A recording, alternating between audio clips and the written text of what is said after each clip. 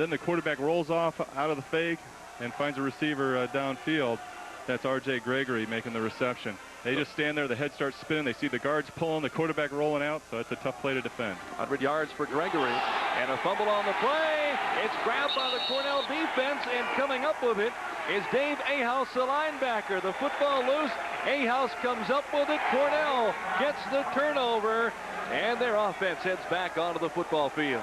And we saw that was the difference in the first half. A tight game was turnovers, and wow, just a nice hit. The collision causes the ball to pop out, and Ahaus, always hustling, is in the right place at the right time, then takes it upfield for a few yards. Eamon Smith unable to hold the football, so the turnover scooped up. Ahaus, a senior linebacker, and those linebackers are active, and we've talked about Hansen all day today. Yeah, Ahaus and Hansen make a majority of the tackles. Colgate turned the ball over 4 times. Here's Carroll, and Carroll has Dutton at the 50 over midfield before he's sent flying by the tackle from Brandon Tinson, but it's good enough for the first down. So 1st and 10 for Cornell's Big Red, and he was wide open. As you see the replay, it's just another opportunity where the blitz came. Quarterback makes the read, throws a nice easy pass downfield, knowing that he's going to get hit, but he makes the play for a nice gain.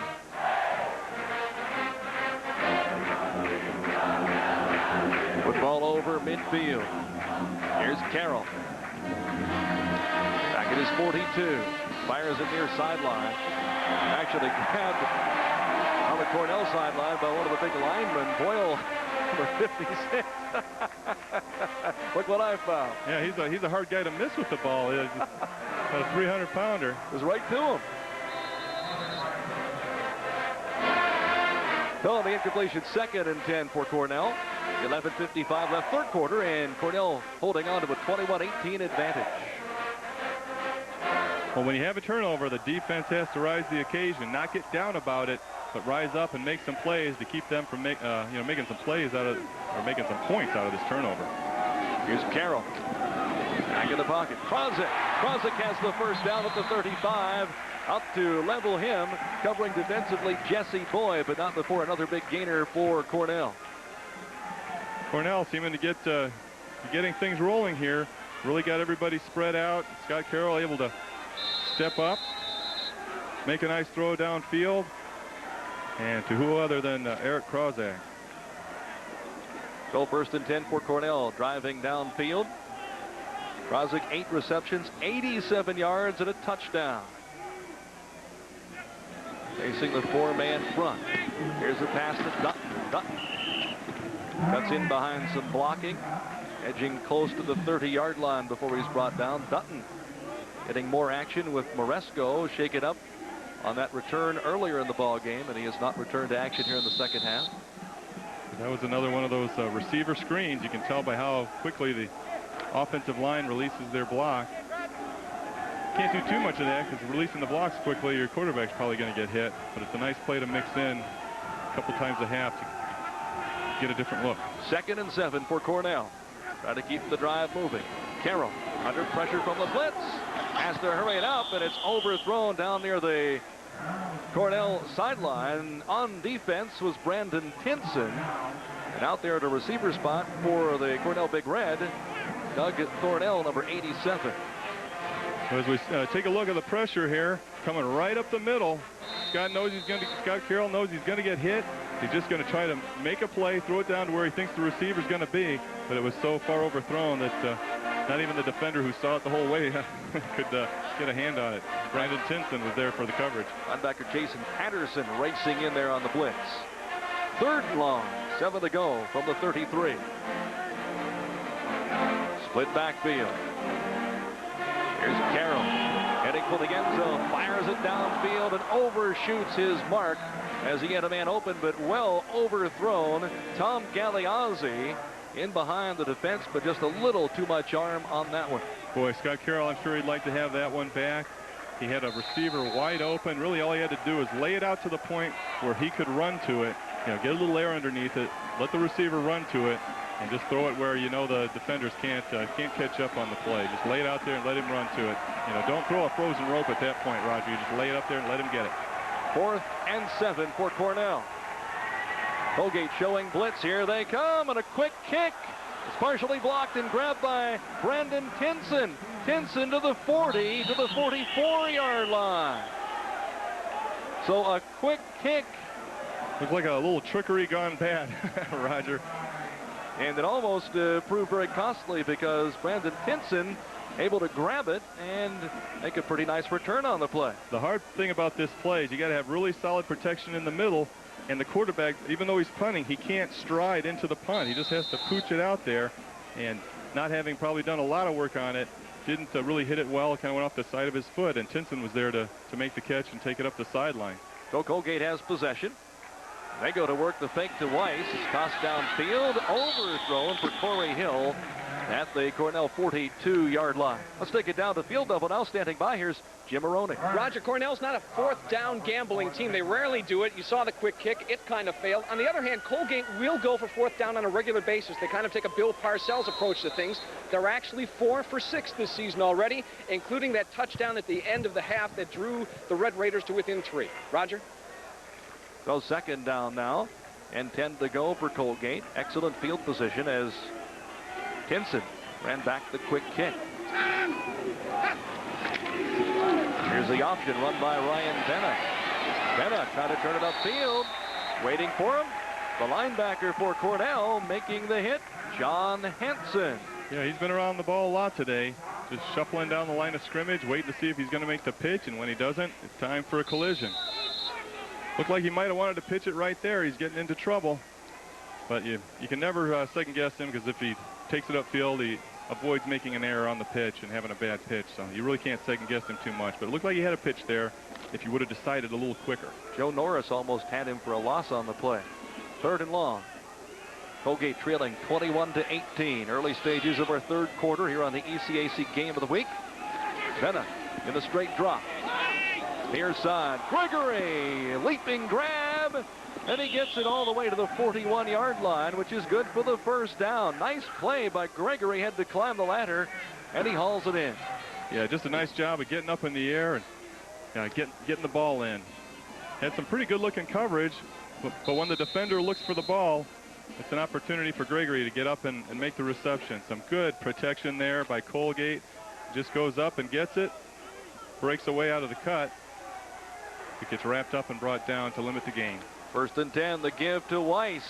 Weiss dancing to the 35-yard line. He was shaken up in that first half, but it does not appear to be any worse for wear as he came right back into the game after missing a couple plays. Yeah, we didn't get a report of what happened to him. I have a feeling it might have been a hip pointer. He took a shot right on the hip by the tackler, but I didn't think he'd be out very long. He had the half to recuperate and looked pretty nice on that run, following his guard, Luke George. 11 carries today, 85 yards for the tailback. Here's the option. Benna cuts it in, and Benna gets inside the 30.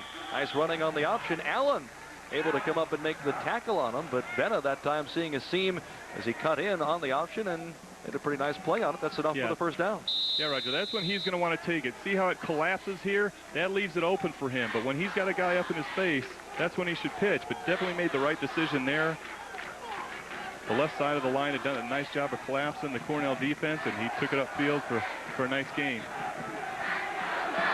John Dukavich is split wide to the right. Hill in the slot for Colgate.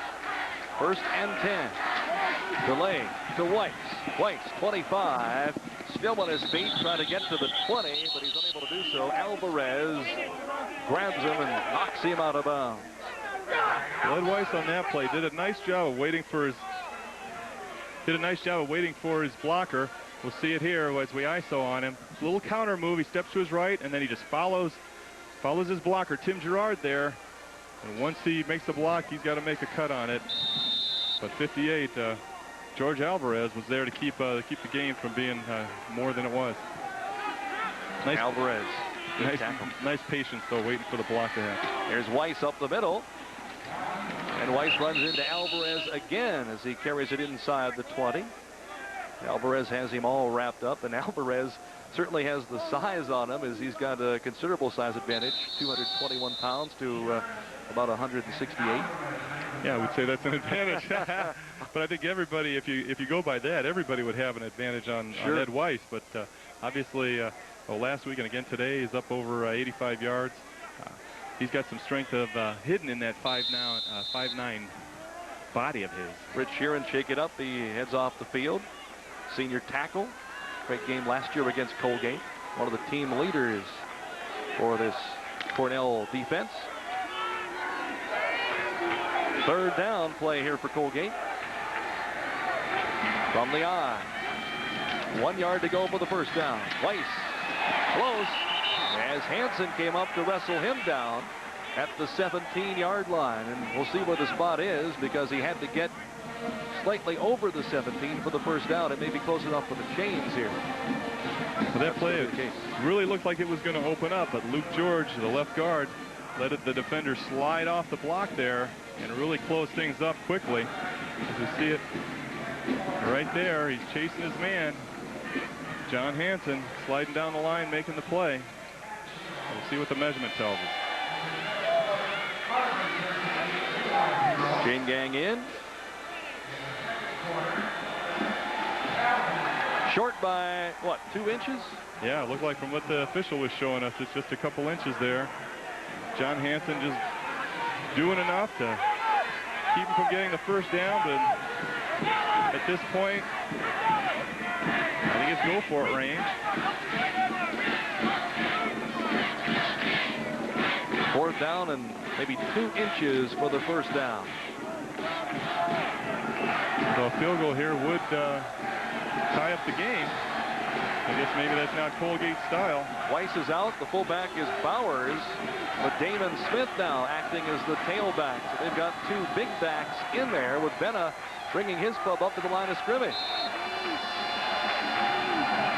Third quarter action. There's the give to Damon Smith. He's got the first down, fighting his way to the 15. So Damon Smith with Bowers doing some lead blocking. Able to get the first down for Colgate, and it's now first down and 10 from just shy of the 15-yard line. Well, a field goal could have tied it up there, but instead they take a little risk on the 4th and 2 inches and go for it out of a power formation. Corey Hill, the slot man to the right for Colgate. Wide right is Gregory. Tight end left. And here's Venna. Venna's got some running room. He's to the 10.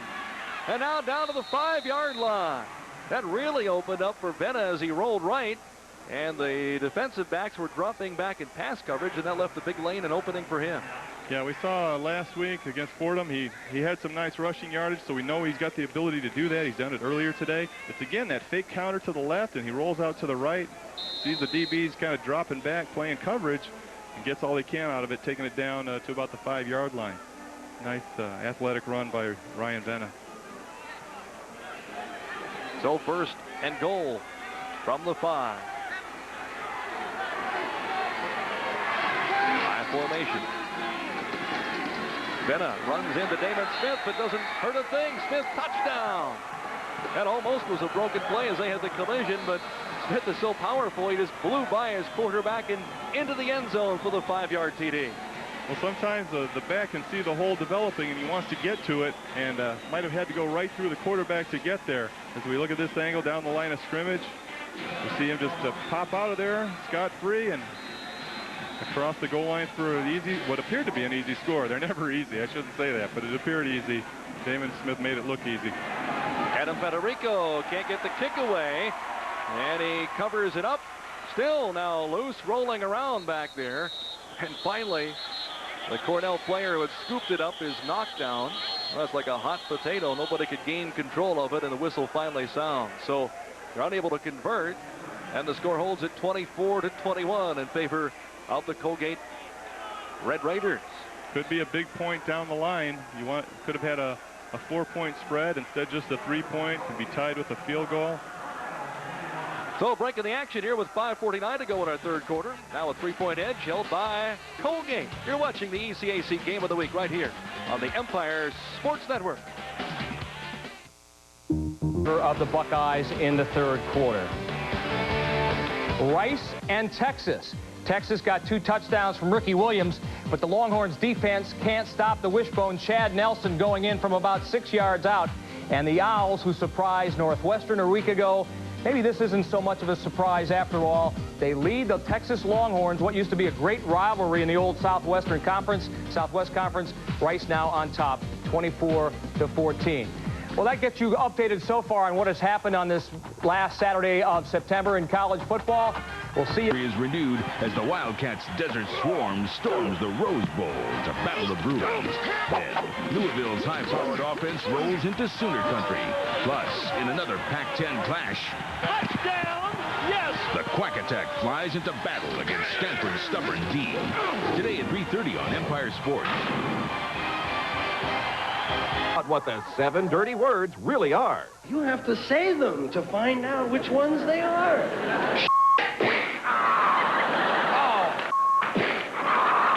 That's 2. They're all And there, and it will be 4th and 9, and Northeastern will have to punt.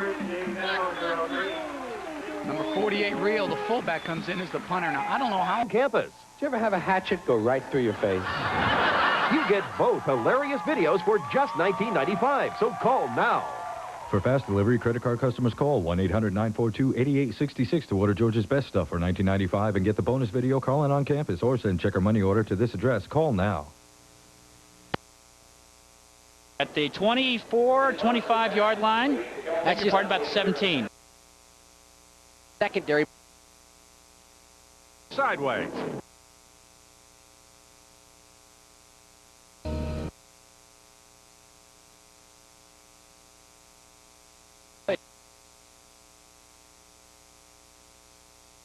Centers.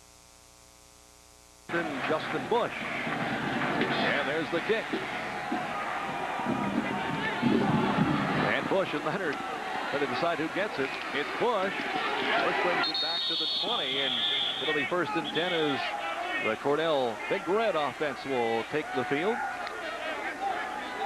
Well, Trip Lane making the tackle. He's a backup linebacker. Did a nice job of shedding the block on the middle return and making the tackle. Time for Colgate to see if they can get a drive together.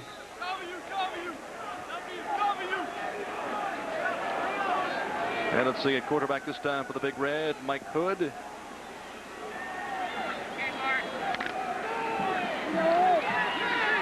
He'll bring his team up to the line of scrimmage from the 21-yard line.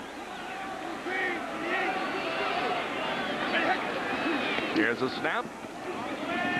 Swings it off to Kiesendahl, and Kiesendahl at the 25, knocked out of bounds. As on defense for Colgate, Keith Brooks up on the play to knock the receiver out. Well, Kiesendahl's been the leading receiver so far this year for Cornell, and just lines up out in the slot position. They do a crossing pattern, and he's wide open and gets all he can before being driven out of bounds. So about a 4-yard gain. Nice first down play.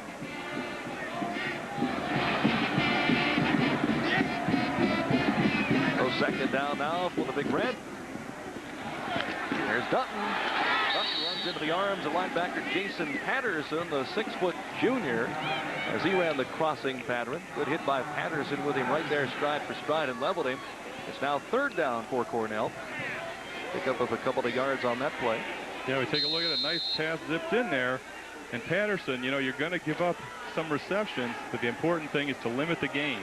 They're going to catch the ball, put a punishing tackle on him, maybe force a fumble, but definitely stop the receiver from advancing. He did a nice job of that there. Junior linebacker from New Jersey on 3rd down for the Big Red. Here's Dutton, and Dutton has it. It's complete, and a penalty flag as flags flying with Dutton receiving it well past what he had to get for the 1st down.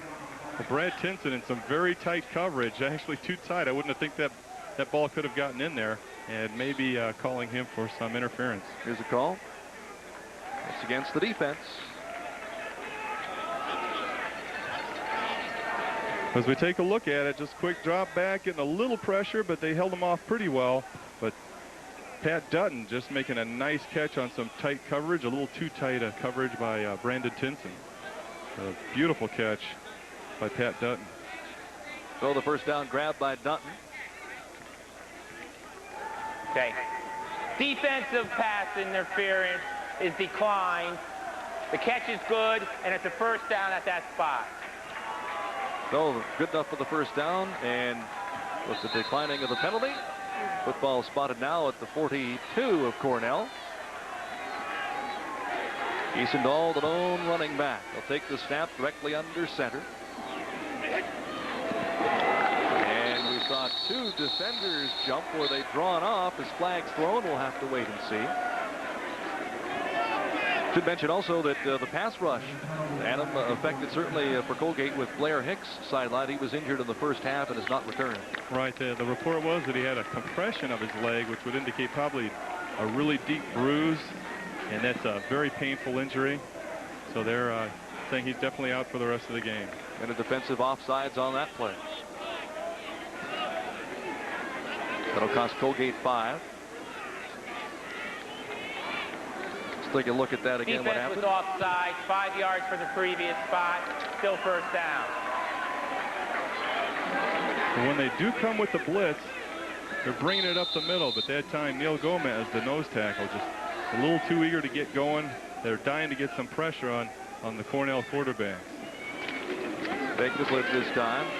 This is Crandall tucking it in as the quarterback could. He's got another first down and runs out of bounds at the Colgate 34-yard line. How about the run from Hood? He had no problem just tucking that ball in, and a big gainer. Well, he gets a little help down the sideline, too, from Doug Cornell. But that's after a long game. What they do is they run a stunt here and forces everybody to the outside of the pocket, which leaves a big opening up the middle for Mike Hood. And he's the kind of guy definitely is going to take advantage of that. And he's putting the speed on. And watch right here. Patterson thinks he's going to make the play, but he gets taken out by Doug Cornell, the backup receiver. Football now at the Colgate 33. 21 for Cornell, 24 for Colgate. Red Raiders up by 3, but Cornell driving. Here's the blitz, and the pass is incomplete. It was certainly catchable in and out of the hands of tight end Mark Dittman, who early in the game on the receiving end of a touchdown grab, but this time couldn't hold it as he hit him right in the hands. Well, sometimes that's the worst spot. Guys get a little lazy, don't concentrate, but you always got to catch those easy ones and then make yourself look good on the tough one. With Blair Hicks out with that injury, also replaced by the freshman DeVorn Harris, 6'1", 262, number 99. 2nd and 10 for Cornell. Over the middle. And boy, that looked close to pass interference. And here comes the late flag. Galeazzi was clobbered. It looked like a hair before he was able to attempt to try to make the grab. Roger, you're being kind. It wasn't that close. I was surprised it took that long for the flag to come out of the pocket. It actually, probably if he hadn't put such a good collision on him, a good hit, might not have got the call. Defensive pass interference, spot foul, first down. So Cornell has the drive continue with the first down on that penalty. Look at all that room around Mike Hood, but yeah, you can see the collision there. He's there ahead of time, but it's a game of split seconds, and he was there a split second early. Probably, if he, like I said, hadn't put such a big hit on him, might not have been so noticeable. Hood under pressure. All 3 Red Raiders converge on him, and he's finally hauled down. They just kept coming with the pressure. The first man to get to him was Matt Dumyancik, and from then on, he got help from a couple of teammates, and there was nowhere for Hood to go. I was talking earlier about how important communication is and guys knowing what they're doing, because it just looked like there was a major breakdown there. Somebody coming scot-free on the blitz. Somebody didn't communicate to know who's got who. And Matt Dumyancik able to get some pressure from his linebacker position. Second down play for Cornell.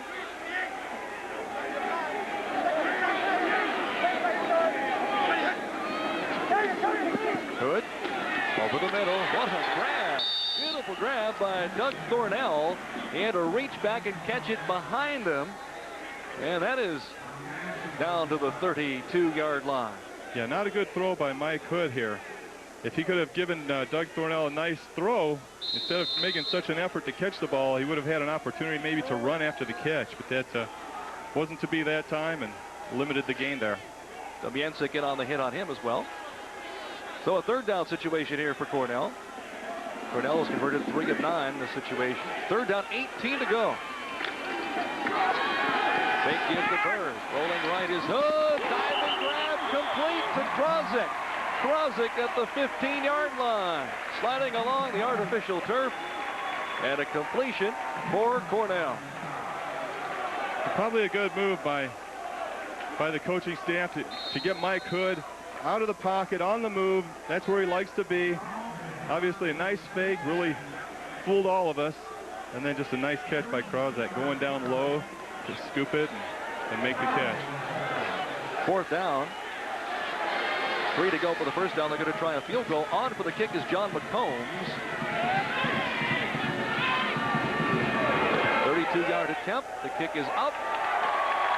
And it's good.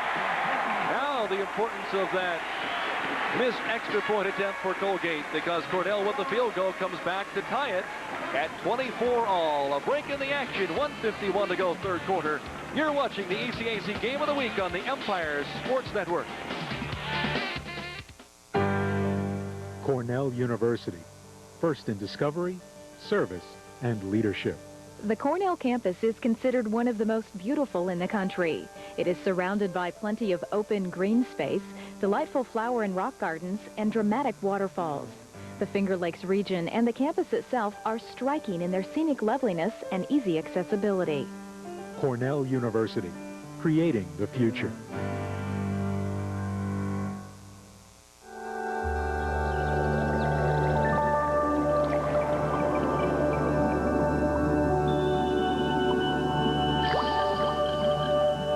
Toro. Taste says it all.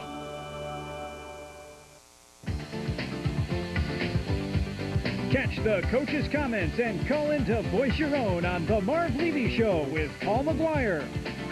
Live Mondays at 8 o'clock on Empire Sports Network.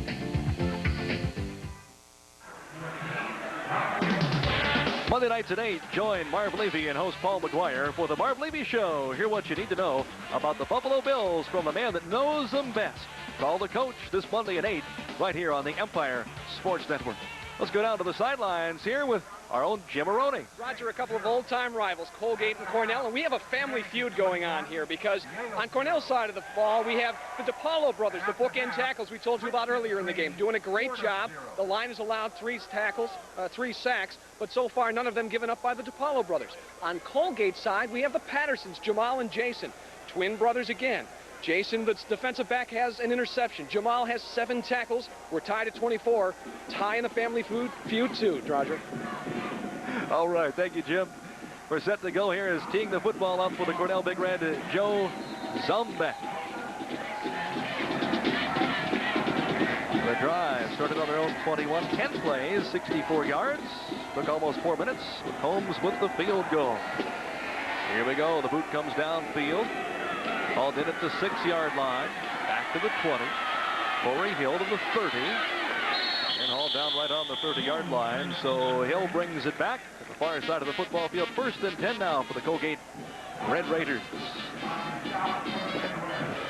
It looked like Corey needed to steam it up in there. He's kind of looked like he was waiting for some blockers or for a seam to open up. There's a time when you just have to steam it up in there, Roger.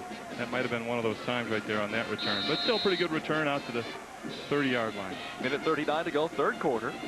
Here at Chilcoff Field in Ithaca. From the I formation, Ryan Benna.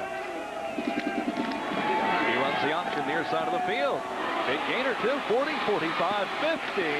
Still on his feet, and Benna gets it to the Cornell 40-yard line. He had to be grabbed from behind by the chasing linebacker, John Hansen. But what nifty moves shown by quarterback Ryan Benna. Well, Roger, on this play, the strong safety, we see number 38, David Caputo. The option gets him on an island. Is he going to play the pitch? He's going to play the quarterback. And once he commits to the pitch man, Ryan Benna's taking off down the field, making a nice gain and getting 2 hands on the ball once he gets into traffic. As we look at the whiteouts there, in the option offense, you have to have blockers receivers that can block, and they're doing it there. 30-yard pickup by Ryan Benna. Oh, you talk about getting clobbered. There's Hansen again at the top, and at the bottom on the stick was Cornell's Tom Barber. And man, what a hit that time on Weiss. A gain of about a half yard. He paid the price. Yeah, as we look at the replay here, just a quick hitter up the middle. Looks like he kind of left his blocking there, and he paid the price for it, because there were a lot of Colgate defenders there waiting for him. You got to follow your blocker. Sometimes you can freelance and it works for you. Other times you pay the price. Second down, 9 to go. Here's Benner running the option, trying to cut up in. Ball's forward for another yard or two. Having him by the shoe tops was Joe Norris, a defensive lineman. That'll bring up 3rd and long. Well, what really hurt that play is that the guys getting upfield, the right side of Colgate's line, unable to stop the penetration, forced Ryan Benna to run back into the traffic, back to where all the defenders are. Really couldn't get to the corner. And that's going to kill the clock here and our 3rd quarter as time now runs down. So as we get set for 4th quarter action, the score is tied here at Chilkoff Field. It's Cornell 24 and Colgate 24. You're watching the ECAC Game of the Week right here on the Empire Sports Network. The inside linebackers coming through the guard center area, and Illinois has not kept in enough people to protect Lavery. Once again, Hughes comes in. Nobody picks him up. Nothing Lavery could do. And now the most dangerous play in the Iowa playbook, a punt return. Trying to get it away from Dwight and stick it on the sideline. And Ryan Tabloff keeps it away from that man, Tim Dwight. 24-3, Iowa. For more than 30 years, AstroTurf has led the industry in quality from research and development, customized design and engineering, to on-time installation with specially designed equipment and complete follow-up service. AstroTurf, recognized worldwide as the surface of champions. AstroTurf wishes all of our friends in the Eastern College Athletic Conference another successful year of competition. Have you run out of rungs on the corporate ladder? Suddenly find yourself unemployed? Or have you outgrown your current position? Is it time to look? Then it's time to look in the National Business Employment Weekly, America's most comprehensive job search and career guidance publication from the Wall Street Journal. Look in the NBEW and you'll find top jobs with top companies, ads for sales and marketing professionals, computer specialists and corporate chiefs, even new business and franchise opportunities. Look in the NBEW for advice on landing a job or to see what your position is worth. Order 8 issues and you'll also receive the Job Search Guide, a collection of our best ideas to help you land a job. That's 8 issues of high-paying jobs and the guide for only $38. When it's time to look, look in the National Business Employment Weekly. You never know what you'll find. To subscribe, call 800-342-2800. That's 800-342-2800. Jim Maroney back at Chilkoff Field, heading into the 4th quarter, 24-24 tie. And we're with Assistant Athletic Director Andy Knoll talking about wrestling and lacrosse at Cornell. Well, we have 2 great young coaches. We just hired David Petramala from Johns Hopkins University, who was the outstanding player in the World Championships. We're looking for some exciting things from Dave. And we have Rob Cole, who's in his 4th season, who's the #2 ranked wrestler in America in his weight class, and he's also a fantastic coach. Andy, if you talk about Cornell sports, everyone thinks hockey first. And, of course, Sabres and Amerks fans here in Western New York, Brian McCutcheon, the former Big Red coach, heading up north to coach in the AHL. Yes, we're thrilled that Brian's back with us in upstate New York, and we know he's going to do a wonderful job. He was great for us here at Cornell, and we're looking forward to getting up the road to see him once in a while coaching in Rochester. Andy Noel, thanks for your time. Roger? Thank you, Jim. And a big gainer from Benna to Sean Dukavich. And as that occurred, we have an injury to a Cornell player. A stoppage here. Yeah, look at that protection, Roger. Just lots of time to step up and throw. You have that kind of protection, you're going to find a man open. At that time, it was Sean Dukavich. So Dukavich on the receiving end of that one. And, oh, this has been a tremendous football game. What a day here. Hall of Fame weekend. The homecoming for Cornell. The weather's perfect, and we're seeing just an absolutely tremendous football game. Well, I think if we take another look at this, we might be able to see what caused the injury. It's a big collision. Boom. These two guys trying to avoid their buddy who's made the tackle, colliding with each other. One's Hansen, and the other for Cornell is Dave Caputo. Hansen has had a phenomenal game. He was the one shaken up, and he looks like he's okay. But what a ball game he's had. Yeah, he's been around the ball a lot today, really playing sideline to sideline is what you come to expect from him.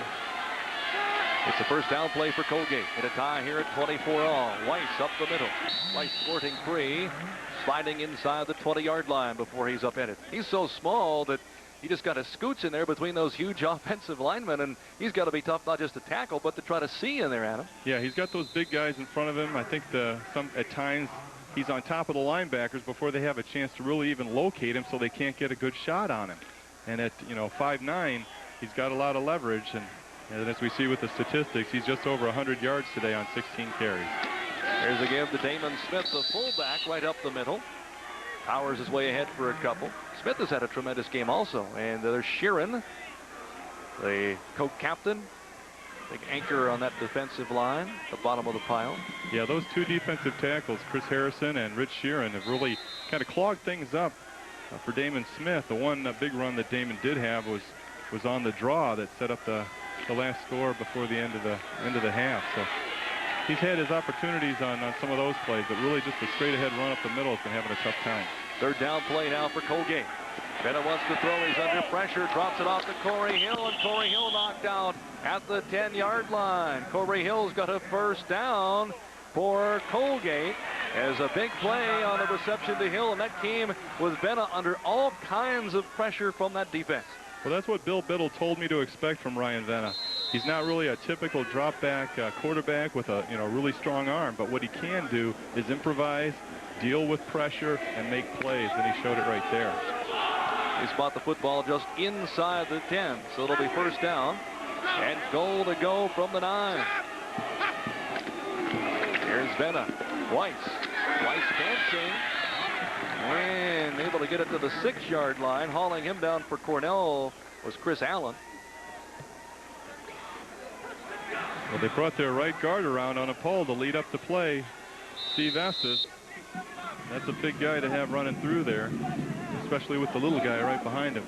Might makes it tough for those linebackers to locate Ed Weiss. Football resting just shy of the 5. Second down and goal for Colgate. Damon Smith, the fullback. Number 44, 34 is Weiss, the tailback. The give to Weiss behind a Damon Smith lead block off left guard. He's pushed ahead to the 3-yard line.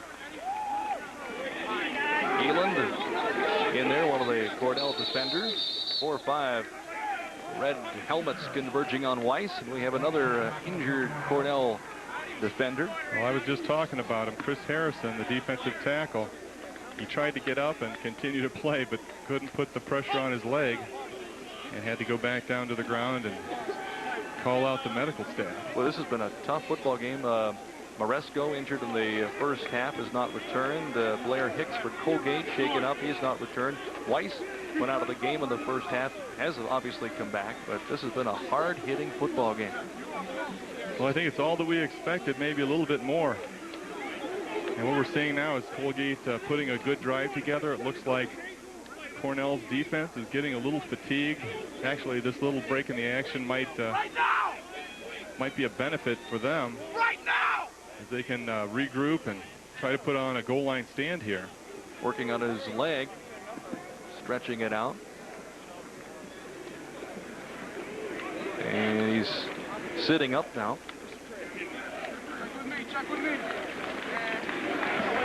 And up and lifting off to the Cornell sideline. Well, hopefully nothing too serious. It looks like the further he goes, the better he's walking. So he might not be out of the action too long, especially with a goal line stand, a critical goal line stand here for the Big Red. Third down for Colgate in a tie game, 24 all. Can the defense hold, or can Venna find an opening? The give to Smith, touchdown. The fullback, Damon Smith, with the hole right up the middle. And on the handoff from Benna, Colgate takes the lead now 30-24. Oh, amazing. Just a quick hitter. All day long, the Big Red defense has been able to stuff things, especially inside. But when they seem to get to the short yardage, this is the same play that they scored on earlier. They're unable to stop that quick trap when they're in their short yardage defense. Point after try out of a Polycare hold from Federico. It's up and good. And that makes it now 31-24 in favor of the visiting Colgate Red Raiders. We'll be back with more of the exciting fourth quarter right here at Sholkoff Field on the Empire Sports Network.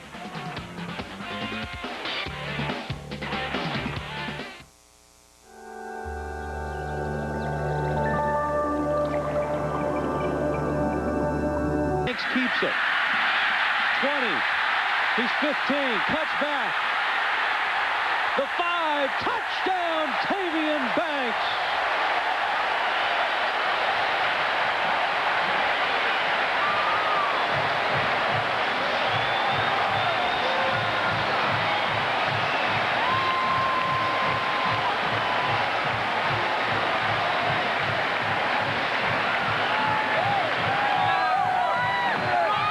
It is tough enough to stop Iowa at any point in the field, but if you give it to them in your own territory, they're going to hurt you bad. And that man, Tavian Banks, can hurt you worse than just about anybody in college football. He's definitely playing on Sundays next year.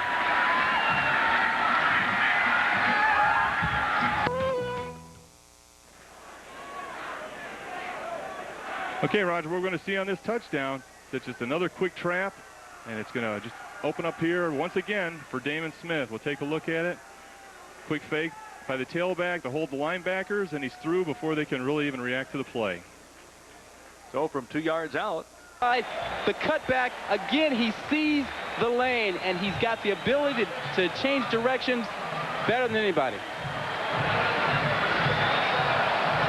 Once again, Tavian Banks, watch the cutback right now. He sees there's nothing outside, and he forces everything away from him. You know, with that soccer has really helped him turn out to be the kind of player he is. He has such quick feet.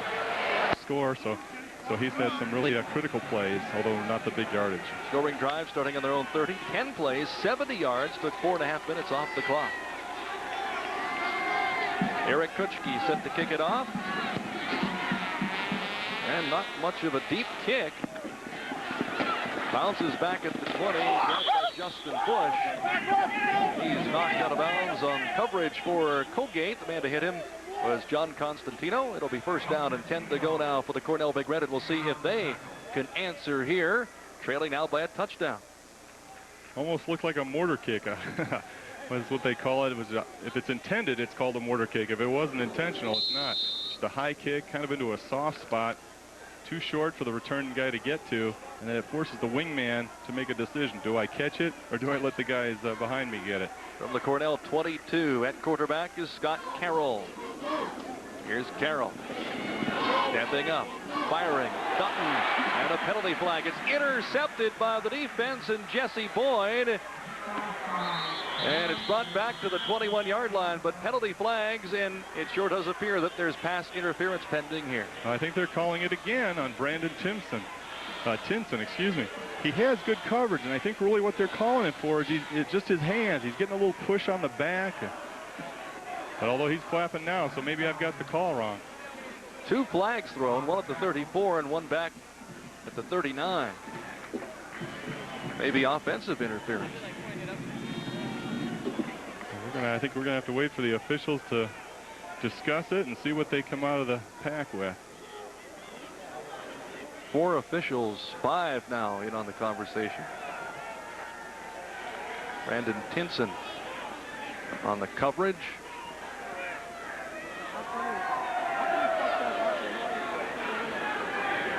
Well, this is a complicated one. Yeah, it'll be interesting to hear what comes out of this conference.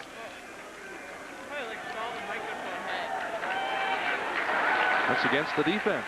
We have defensive pass interference, more than 15 yards from the previous spot. So it comes back, and it's a 15-yard foul, first down. Let's take another look at it, Adam. Well, that long conference for that? As we take a look at it, we can't see him into the play yet. But you see the contact, that right arm hooking around. Actually, I think his body was in good position, but when you get that hook on, you're going to see the flag flying at you. So pass interference against the defense. That costs them a chance to steal it on the interception. Penalty is 70 yards for Colgate, 35 for Cornell. Here's Scott Carroll. First down for the Big Red. Blitz coming. Picked up. Carroll going deep. Krozik tried to come out of the crowd, just overthrown, and he did have a step on the defenders, Keith Brooks and Jesse Boyd. Krozik was working open, but Carroll's throw just a couple of yards too far. Yeah, he needed to get the ball a little bit more out to the left hash mark. That way Krozik could run right down the field, run away from the safety once he got past the corner. But just a little more air, not quite, don't throw it quite as much on a line, and he can let his receiver Krozik run underneath it. So they went for the pay dirt on first down. Well, Carroll, look at that, 16 of 23. What a day. Yeah, he had that long touchdown pass to Krozik in the first half. So. Fires again. It's complete to Dutton, just short of midfield. Making the tackle, Keith Brooks. And let's see, it's going to be close to the first down. We're going to see here where they spot it.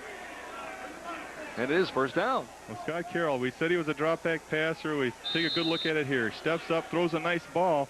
The receiver could actually have helped him a little bit by continuing to come back to the ball. The coverage actually wasn't that tight, but the receiver squatted and let the defender break on the ball, so it created a tighter play than what it probably should have been. But I'm sure he probably was trying to make sure he got enough yardage for that first down. Big game for Dutton today.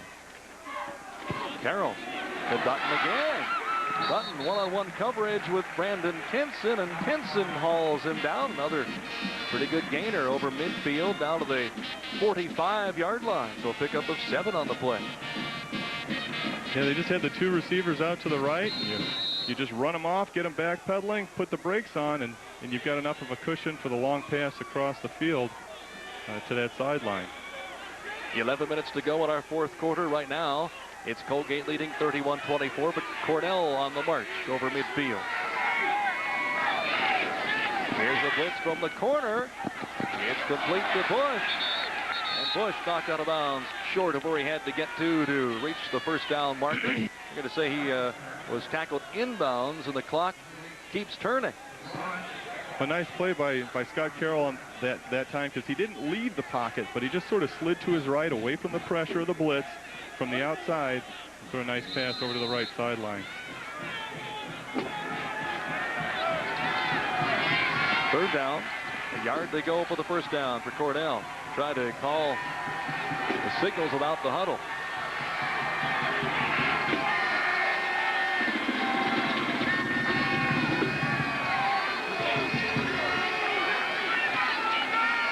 There's the handoff, big opening through to Justin Bush. He's going to the 10, the 5, touchdown! And Roger, it appeared that Scott Carroll might have changed the play actually a couple times. At first, he stepped up to the left to make sure his lineman knew what the play had been changed to. And then he saw Krozik lean in to hear what the play had been changed to again. Just a quick hitter on the right there. You had to suspect that it might be a run, in a 3rd and short. But they still, with their formation, got everybody spread out, which gives some open running room for Justin Bush. Once he breaks through, a lot of room to run. And he showed he's got some pretty good burners there out running the secondary of Colgate. And with an attempt to tie it up, John McCombs. Here's the snap. Kick is away. And up and good. We've got a tie football game at 31. 9:55 to go in the fourth quarter. More coming up in our battle between Colgate and Cornell right here on the Empire Sports Network. Be a part of the action. Bluebird Coach and the NHL's hardest working team are offering Sabres hockey excursions to select games from select cities at a price that's hard to beat. You don't have to drive. Get deluxe round-trip transportation on a Bluebird Coach and your 100-level seat for just $38.95 per person. Brian, here's Alexander, feeds it outside, and Lyle. And get in on the action.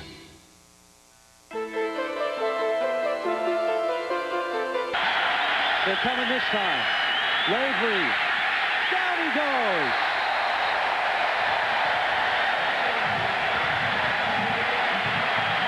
Iowa gets him again. Jason House.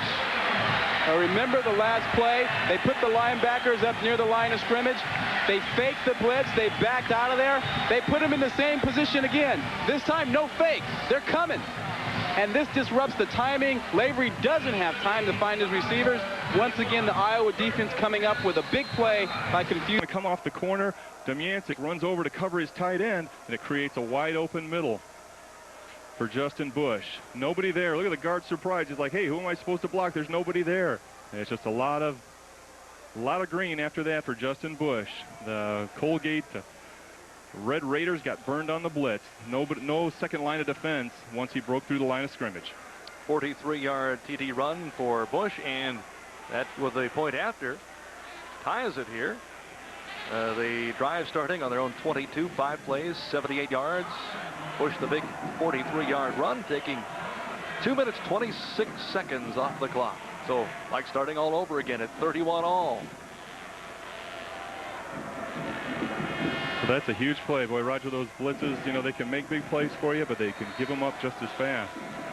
Had nobody there. Everybody running to their coverage. Nobody there once he broke through the line of scrimmage. Joe Zombeck will kick it off. Randall Joseph, Corey Hill, and deep safety.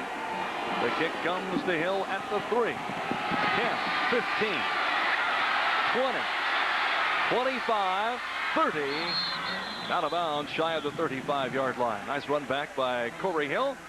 It'll be 1st and 10. Let's take it down to field level. Here's Jim Maroney. Roger, on that scoring play, Adam noticed that there was audibilizing going on, and he was right. Scott Carroll initially audibilized into a pass, but he saw the zone coverage and changed with his lineman and his running back into a run. Off-tackle play to Bush ties this game at 31. Roger?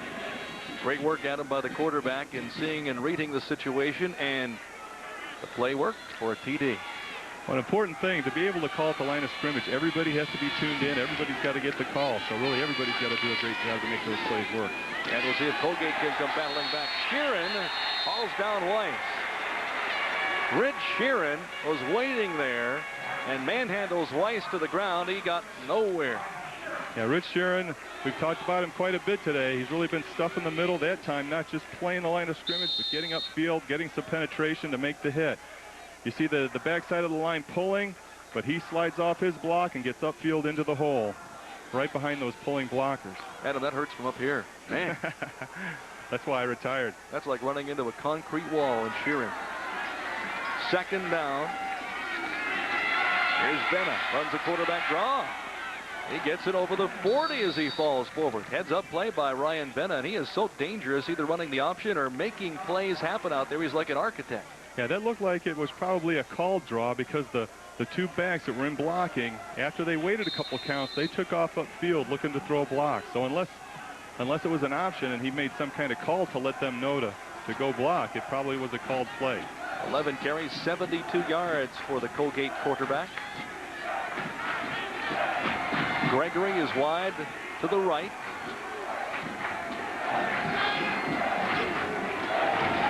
Benna, plenty of time. Over the middle for Gregory, and he's got it for a 1st down at the 43-yard line. Boy, Gregory is acrobatic. That's the 2nd time he's made a leaping grab and hauls in another big play for Colgate. Well, and Roger, I tell you, a pass high over the middle is the last thing a receiver wants to see. Gets away from Ryan Vanna a little bit, but R.J. Gregory gets up to go get it and bring it in, and most importantly, hold on to it. R.J. Gregory with 7 receptions for 131 yards. You know, we talked about Corey Hill being a big play guy. Gregory showing today he's also a big play guy. Here's Weiss, and again saying hello to Rich Sheeran and the interior of that Cornell defense. Well, 97, Joe Norris. He's been around the ball a lot today also from his defensive end spot. Putting a lot of pressure on the corner, making it tough to get to the corner, get to the outside on those option plays. Really getting a lot of nice penetration. Gain of a yard, 2nd and long from the I. Damon Smith at Weiss, the running back. Fake to Weiss. Benna rolling left to the 40. He gets it past the 40 to about the 37 before he's bumped out of bounds. Ryan Benna. John Hansen running down the sideline, taking him down by the collar. But Benna making a nice decision when he saw the coverage was tight, that there was an opportunity to run and pick up some yardage down the sideline. For the most part, he's making a lot of really good decisions today. Hansen was shaken up earlier this half too, but right back in there. And see him running to the sideline. Look, he's been over there trying to catch his breath. Seems like they've been on the field quite a bit, the Cornell defense. 3rd and 4 for Colgate. A tie game at 31 all. Here's Benna. He wants to throw over the middle. It's tipped and incomplete. Tipped. Either Alvarez or Sheeran got his hands up and tipped that football. He had Corey Hill, the intended receiver, but it never got that far. I believe it was Sheeran. In fact, he looked up, couldn't quite find it. It looked like he was going to make the, oh yeah, it's Alvarez, and Sheeran's hustling down the line, almost able to make the interception. That would have been interesting to see Rich Sheeran running down the field with the ball. Little tip drill that time, and linemen aren't used to that. So Colgate on 4th down will kick it away. Punt coming from their 50. Eric Kutschke. They're trying to keep it out of the end zone, and they do so. Looks like they down it around the 1, which is the case is, no, it did go in, and they will not allow it on the 1. So a touchback. They were hustling down there trying to jam it inside the 5-yard line. I think down there. Sean Cannon was down there. He was the wideout. Did a nice job of catching the ball, but probably what he should have done instead of catching is bat it back, because his momentum carried him into the end zone. Now, if you're sitting there waiting for the ball, you can catch it, but when you're running, you're on the move. It's very difficult to put the brakes on after running 30 yards down the field. So, a nice effort, but wasn't quite able to get it done, which could have been a huge play for Colgate if they could have pinned Cornell down inside the 5. So comes out to the 20 on the touchback. A 31-all ball game. 7 minutes to play, regulation.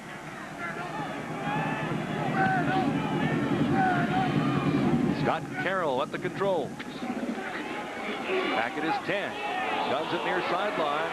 Moresco's back in there and just had it knocked away at the last second. Moresco, who was injured in the first half, back out there and had the ball swatted away by Dominic Zanat as he was with him man-on-man on the near side of the field. Well, it looked like Moresco, when he turned to look for the ball, kind of geared down, and he really needed to accelerate to the ball. But, of course, that's more difficult than it sounds. But it's going to separate a good receiver from a great receiver, is being able to run away from the defender when he looks for the ball. Well, 2nd and 10 for Cornell. Blitz coming right up the middle. It's thrown over the middle to Dutton. And Dutton fights his way over the 25 to the 27, maybe 28-yard line as he's finally brought down. Good work by Dutton as he, after the catch, turned it upfield and picked up some more yardage. Oh, exactly, Roger. They had a 2nd and 10. You got to make all you can out of that 2nd down play. And instead of going down easy, he turned upfield and got probably about 3 extra yards out of that, which are critical at this point. Set up a 3rd and 2 instead of a 3rd and 5. So definitely right on that one.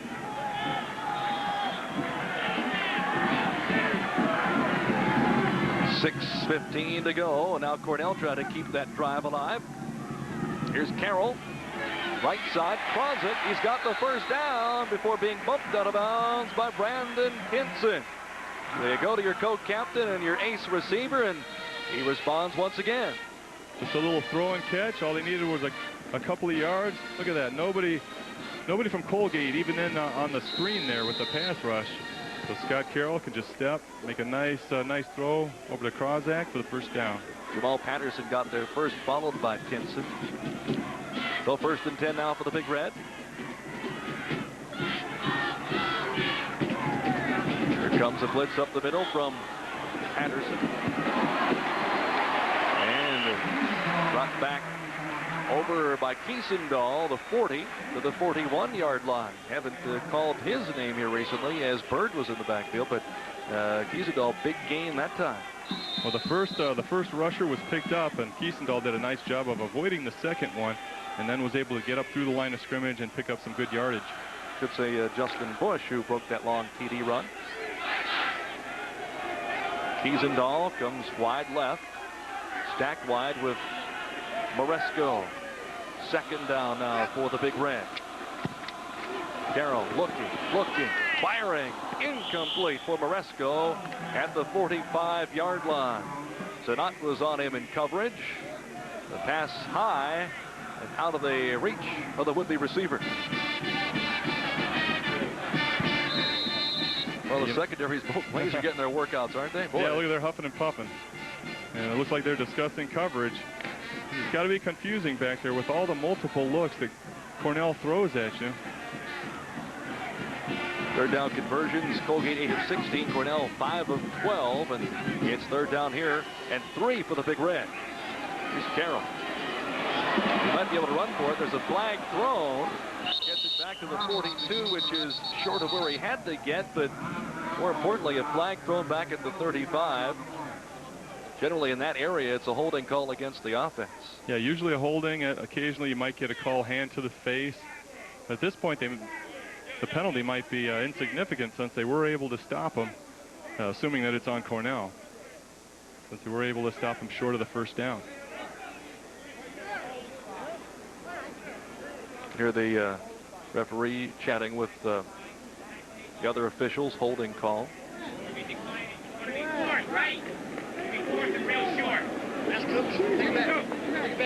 Kind of interesting to listen in on what they're talking about. Yeah, it's nice. The officials, they usually sort of help out the captains in making their decision, tell them all the possible outcomes. Against the offense, we have a hold 10 yards from the spot of the foul. Repeat, third down. Interesting decision, too, because they had stopped them, as you mentioned, Adam, in that bid for the first down. But the way Cornell's going, they would have, I would have to think, tried for it on 4th and short. Yeah, on the replay there, we see that Christian DePaulo, the left tackle, looked like he had his hand up in the face maybe a little bit. They called it a holding, although the way they threw the flag, I thought they might have been throwing it at Jim Boyle, the left guard, but it looked like he had the defender right in front of him, so I'd be surprised to keep or to see a flag thrown on him in that situation. 3rd and 18 for the Big Red, and a tie game at 31. Here's Carroll stepping up and has Krozik. And Krozik is hauled down at the 35. He had to get to the 49 for the first down, so that is quite short of where he had to move to. Now brings up the 4th and long, and this time Cornell sends on the punting team. Charles Watson, the punter, coming out. He'll stand back at his 20-yard line to try to kick it away. Well, he can do it. He had a 74-yarder already this year. Got a 42-yard average. As long as he doesn't hit a line drive, get it up in the air, let his coverage get underneath him, he'll be in good shape. Jesse Boyd at deep safety. Back inside his 30 at the 27. And he's finally brought down. The first man to reach him for Cornell was Dion Harris. He kind of lost him as he grabbed his jersey, but enough to haul him down. Break in the action, 4.5 to go in the 4th quarter. We're tied at 31 all. More coming up right here at Chilkoff Field on the Empire Sports Network. Steve Young for Power Bar. Who hasn't eaten a candy bar at the movies? When you're sitting back watching a movie, a candy bar's fine. It's the 21st century. That's why there's Power Bar energy bars. They're low in fat, made from healthy foods, packed with nutrients, and deliver lots of complex carbs for sustained energy. So if you want to be ready for the challenges of life, rely on a Power Bar energy bar. It's real energy for the real world.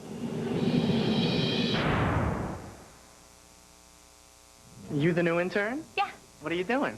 Kind of a cost analysis. I think we're spending too much on office supplies, and I found a way to save us a lot of money. Uh-huh.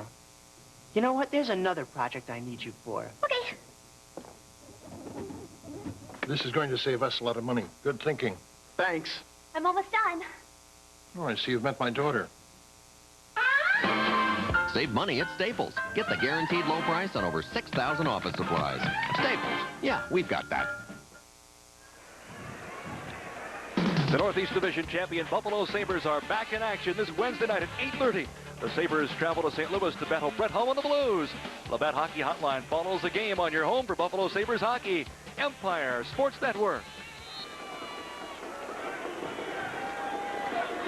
So it's 1st and 10 for Colgate. May well come down here to who has the ball last. A tie game at 31. Seesaw game all afternoon.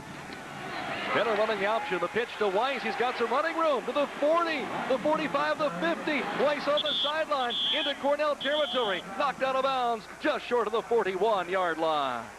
Yeah, Tom Nunez on the tackle. Probably saved a touchdown there. He was about the last line of defense.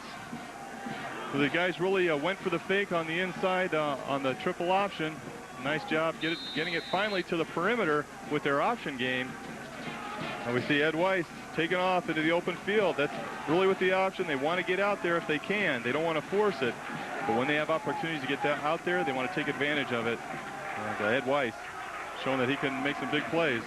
1st and 10 for the Red Raiders in a tie game.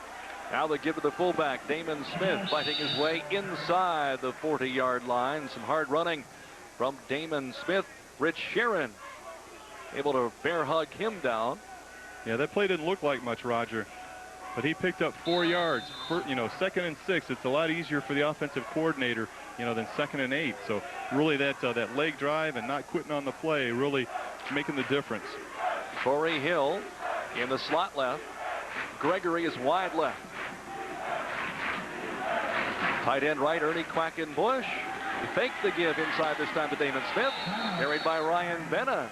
Benna able to get it down to the 33-yard line. Benna cutting in off tackle that time, reading it, and makes a pretty nice gain on the play. I don't know how it happened, but it looked like Rich Sheeran was out there from his tackle position. I don't know if they had a stunt on or he slid down the line, but he was playing the quarterback on that play and fooled him into thinking he was going to play the pitch, forced him to take the ball and run with it, and then made the tackle. 3:10 to go in our 4th quarter. We're tied 31 all, and Colgate on the march. 3rd down, 1 to go from the 33. Here's Damon Smith, and Smith fighting and breaks the tackle. He's got the 1st down. He got away from at least one would-be tackler, and that was nothing but sheer determination from fullback Damon Smith. Well, Rich Sheeran, number 72, was the first one to hit him from his tackle position. Slides down the line, looks like he's going to make the play, but just determination and effort and really having the leverage of the angle on the play. Damon Smith was able to get the 1st down with a lot of running through a lot of defenders, I guess the word I'm looking for. Damon Smith, 12 carries, 61 yards, couple of touchdowns.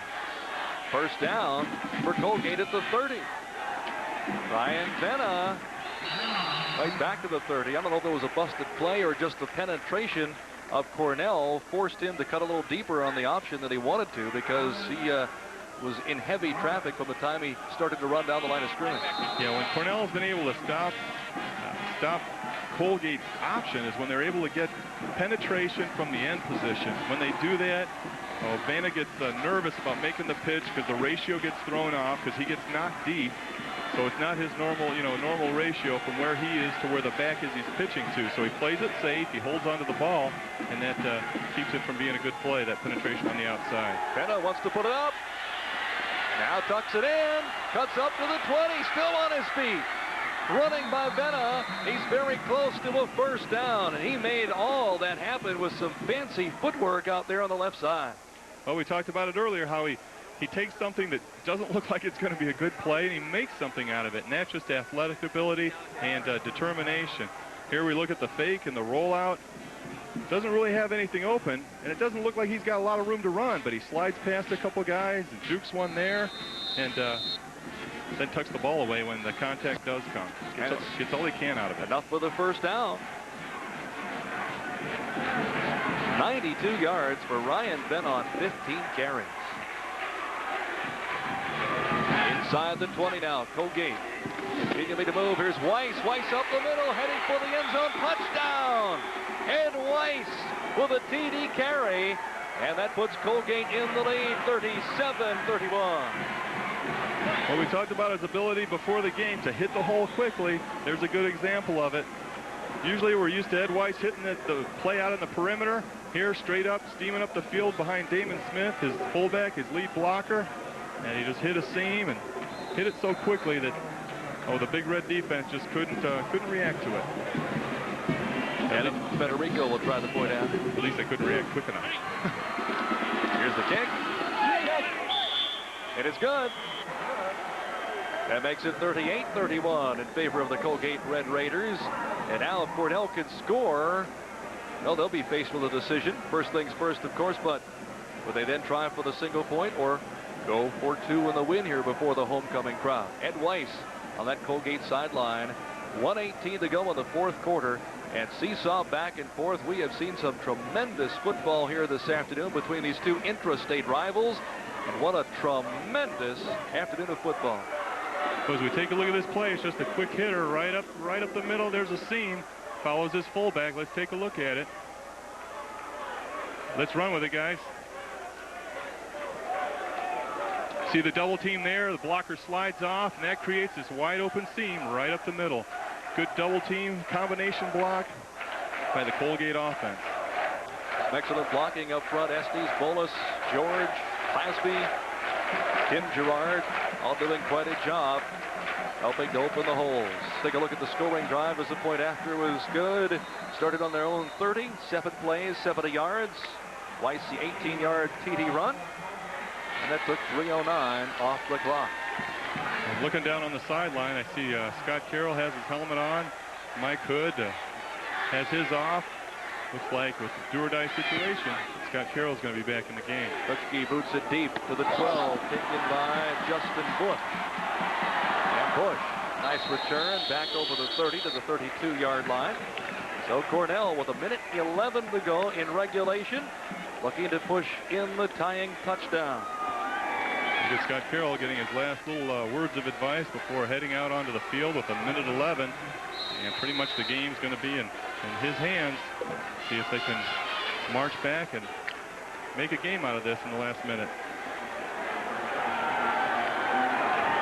Triple wide receivers to the right for Cornell.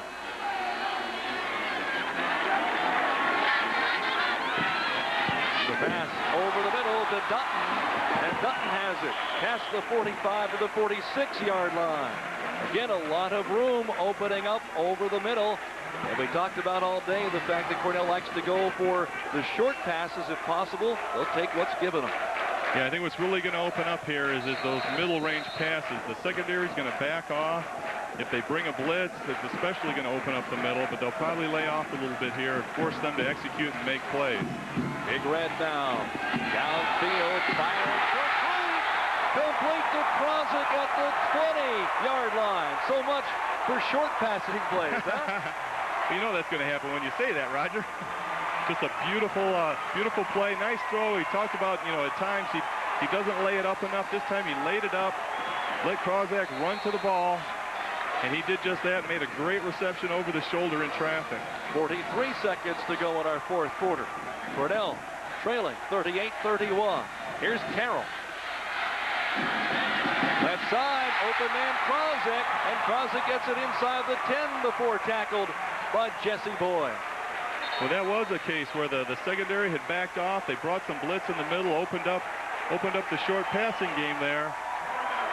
But, 10-yard pass, 10 or 15 is a little too much to give up at this point. Cornell calls immediately for the timeout, and Carroll comes over to talk with head coach Jim Hopper. Well, here's the long ball that Scott Carroll threw down to Krozik. Beautiful outstretched ball. The defender didn't even see it. And he just makes a great athletic play stretching out for that ball there. Now we look at this one. They bring the blitz in the middle. 36th linebacker makes a hit on the quarterback, but not until he throws a nice pass down to Eric Krozik. And we're down to 29 seconds to go. Yeah, we take another look. Quarterback, they think that's the pretty boy position on the field. It's really not. Those guys really take a pounding. They have to be brave men, I tell you, Roger. A lot of times they're exposed. They know they're going to get hit, but they have to make the play. So you got to have a lot of respect for guys that step up for that job. Scott Carroll, 25 of 34, a couple of TDs. What a ball game. Right down to the wire. 29 seconds to go, fourth quarter. Colgate leading by 7. Cornell knocking on the door. Here's Carroll. Bobs it towards the end zone. All alone, Krozik. Touchdown! Well, Roger, sometimes when you send a guy in motion, There needs to be communication in the secondary to adjust, make the adjustments on the run, know who's got who. It appears that time they had a single back in the backfield. They sent him out in motion. That ended up with 3 receivers to the left side. And Colgate didn't adjust to it, which left, how can they leave Eric Krozak wide open in the end zone? Wow. He's been a go-to guy all day. That's one guy, if you're going to mess up on somebody else. You got to get that guy covered for sure. Colgate now calls timeout. The question now is, what you going to do? Single point or 2 points? And the Red Raiders want to talk over their defense. Right now we see Fort Cornell coming onto the field. John McCombs, the place kicker. Let's take it down to the sidelines with Jim Maroney. Roger, a great game by Eric Krozak. We talked about how he was almost lulled to sleep in the first half and has exploded for 2 touchdowns. This is the leader of the Cornell team. On his wrists, on the tape of his hands, he has crosses put in his wrist. He brings those to the game every time, and he blesses them before he hits onto the field. Roger, back to you. Here's the point after try that would tie it from McCombs. Kick is away. It's up and good. And we've got a tie football game with 24 seconds to go. You know, if you remember, Roger, there was a missed extra point at one point turning out to be very critical. If they would have had that point, it would have forced them to go for 2 to try to get the tie. And at that point, if they could have stopped it, they'd be winning right now. Okay, let's look again at the touchdown pass by Scott Carroll. He's just going to drop back. And we're going to see, we're just going to see things open up for him. Look at that protection. Nobody near him. And a breakdown from the motion and adjusting to the motion. Eric Krozak's wide open in the end zone. So we're tied at 38, closing 24 seconds. Also now, if you're Cornell, do you kick it on a squib type kick to prevent any long return? We'll find out from Cornell's Joe Zombeck, the place kicker. Drive starting on their own 33. Took it 4 plays, 67 yards. Did not even use a minute on the clock. Krozak, 7-yard TD reception. Showing why he is one of the premier receivers in 1AA football. You know, you made a point about a squib kick. At this point, probably would be a good play. Try to limit the return, keep from getting any big plays. You might let them start at the 30, but you're going to keep them, hopefully, from busting something wide open and giving them some field position with, 24 seconds left in the game. We've got the dangerous Corey Hill back there as one of the deep safety. And they do squib it. Still comes, however, to Hill. Gets by him into the end zone for a touchback. So it'll be 1st and 10 from the Colgate 20. And now, if you're Dick Biddle, you've got to take a look at how much do you gamble here with 24 seconds left. You can certainly afford to turn the ball over if it's midfield or on. But you don't want to get into a situation where you cough up the football deep in your own territory, setting up a possible field goal. Right, you're exactly right. But what they might do is use some rollout passes.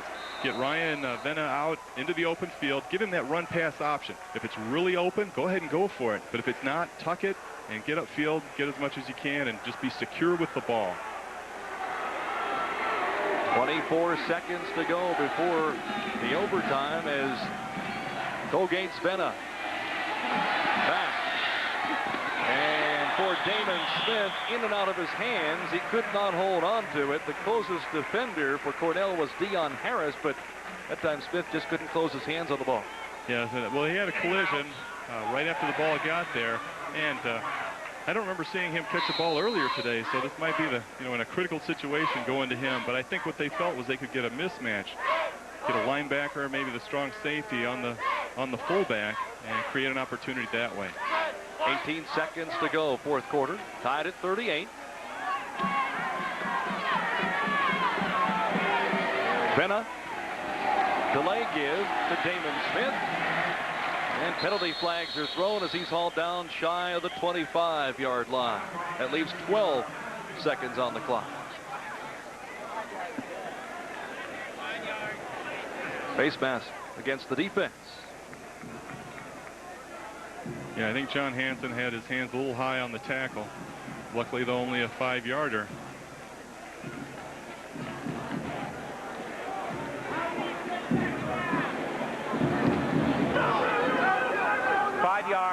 face mask administered from the end of the run. Repeat the down, second down. See if we can see who grabbed the mask. Yeah, John Hanson steps up to make the play, gets it on, but he does release it. So they give him the benefit of the doubt and give him the 5-yarder versus the 15. Second down, but time now. A major problem. Damon Smith at the 30. He's wrapped up. And that kills the clock. In regulation, we end up tied at 38. We'll be going to overtime. We'll be back with more coming up here at Chilcott. 38 all. You're watching the ECAC. Most time you have to wait for a prescription. I've been coming here a long time. So the next time you need to fill that important prescription and haven't got time to wait, visit. They had to win it on a 4 seconds remaining field goal by go. The winners laugh and the losers say deal.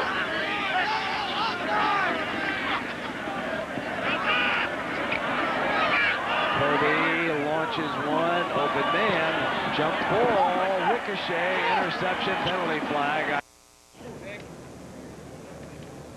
And back to 11 and Tiger Woods' birdie attempt. Well, that's the kind of putt we've come to expect Tiger to hole. We've seen it done so many times by him in match play, hole big putts, crucial putts. And certainly this one desperately needed by the U.S. Catch is the rule here, and that goes to the offense. Out of 6 stunning Star Wars stamps, an $8 value absolutely free. Call toll-free now. So Adam, we're set to start overtime at a deadlock game at 38 all here. And this has been some kind of football game, and now it comes right down to overtime. This year a change in the NCAA rulings, an attempt to produce extended playing time beginning with a 3rd extra period. Teams scoring a TD must attempt a 2-point try. So they try to eliminate going 6-7 overtimes, just really for the sake of the health of the athletes. Now they're going to try to get us home in time for dinner. There'll be a coin toss here to see who gets the ball to start the overtime session. We couldn't have asked for a more exciting game, a beautiful day, homecoming. It's the way it's supposed to be on a Saturday afternoon, Roger. Captains will go back out to the 50-yard line. What's really been interesting is seeing how effectively Colgate opening up their offense, how effective they've been. We expected that out of Cornell. Colgate really showing they can run and pass. Made for an exciting afternoon.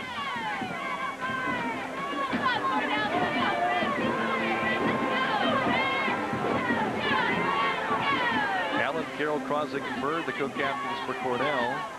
Colgate missing one because Blair Hicks was injured in the ball game. Gerard and Rivera, the other 2 co-captains out there.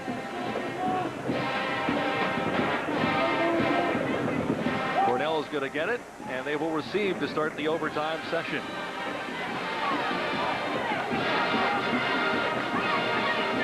It all boils down to this. Got some overtime. What a day. And homecoming here, well, can't get much more exciting than this against one of your big all-time rivals, Colgate. Well, it appears they haven't had much of a home field advantage. They've had to come from behind just to tie this one up. But they did a good job of doing just that and sending this one into overtime. Electing to go for the single, the kick, and not go for the 2-pointer, so we've got some overtime.